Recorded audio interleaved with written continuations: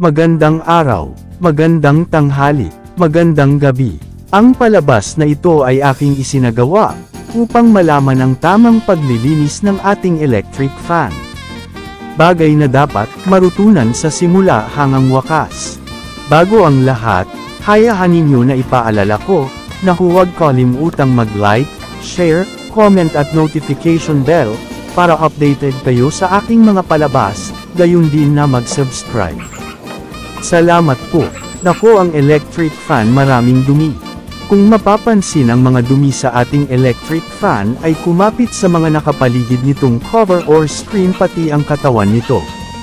Pinaalala ko na huwag panasan ng tubig. Bakit? Pag ginamitan mo ng tubig agad, ang mga dumi nito ay lalong didikit at mahirap na tanggalin.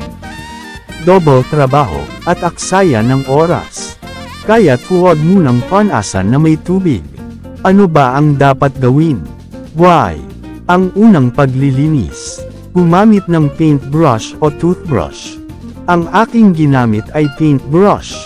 Panuurin, lahat ng nakapaligid at sulok, kailangang brushin lahat.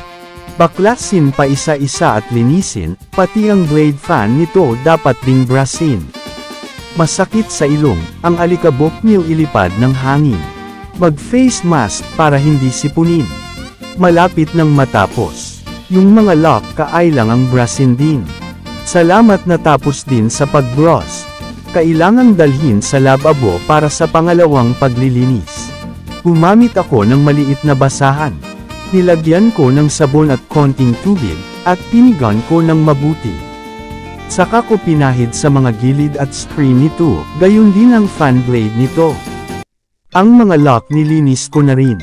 Pagkatapos linisin, pinatuyo ko upang hindi na makaapekto sa motor fan, baka matuluan at magkaroon ng grounded parts. Pagkatapos nilagyan ko ng langis, para ma-refresh ang shaftang sa pag-ikot nito. Pinalik ko na dot ang back cover at ang fan blade nito. High initan ang lock, dagan-dahan lamang para hindi mag-loose thread. At ang panghuli ang front cover. Pinunasan ko rin ang body parts mula sa switch at gumamit din ako ng tuyong basahan at para ipahid ito. Pinaalala ko, huwag basain ng tubig. Ang mga dumi ay mahihirapan matanggal. Kakapit ang ito dahil sa tubig. Gamitan muna ng brush o toothbrush sa panimula. Alalahanin natin ang nagmamadali ay nadada pa rin. Ibig sabihin, imbis matapos ng maaga ang ginagawa, natatagalan pa. Sayang ang oras na ginugol, kung kaya naman matapos sa tamang oras.